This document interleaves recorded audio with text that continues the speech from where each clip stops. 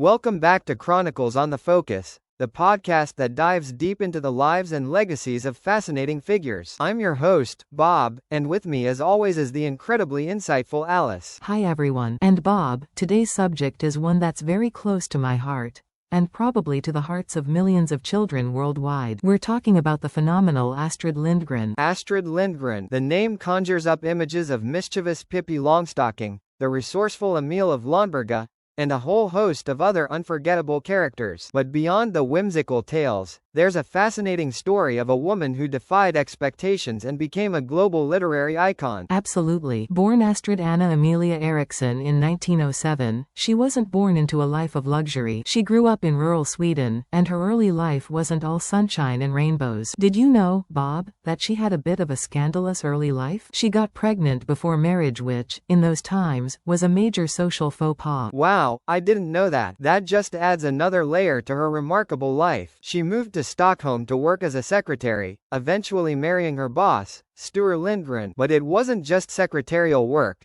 She worked for the Swedish Royal Automobile Club, which sounds rather posh. Think of all the stories she could have gathered there. Exactly. And those experiences undoubtedly informed her writing. She started out writing short stories and then, bam, she won a writing competition with Pippi Longstocking. It was initially rejected by another publisher. Imagine that. The world nearly missed out on one of the most beloved children's books ever. Pippi's rebellious spirit, her strength, and her utter disregard for societal norms. It was revolutionary for its time. And it's still revolutionary. Pippi Longstocking is more than just a children's book.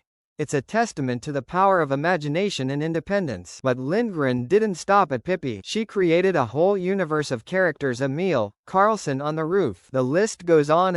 And her books have been translated into over 100 languages. She's among the most translated authors in the world. Talk about international recognition. But her influence goes beyond literature. She was a fierce advocate for children's rights and animal welfare. She campaigned against corporal punishment, and her activism directly led to Sweden enacting the world's first law against it. That's incredible. A true testament to her influence. And she didn't shy away from tackling political issues either. Her Pomperiposa story was a satirical attack on Sweden's high tax rates. Pretty bold for a beloved children's author, wouldn't you say? Incredibly bold. And she was awarded the Right Livelihood Award, often called the Alternative Nobel Prize, for her work. A fitting tribute to a woman who dared to be different, to challenge norms, and to use her voice for good. She passed away in 2002, but her legacy lives on through her countless books and her unwavering commitment to children and animals. Astrid Lindgren, a writer, an activist, a legend. A truly inspiring figure. Thanks for joining us on Chronicles on the Focus. Join us next time for another fascinating look into history and culture.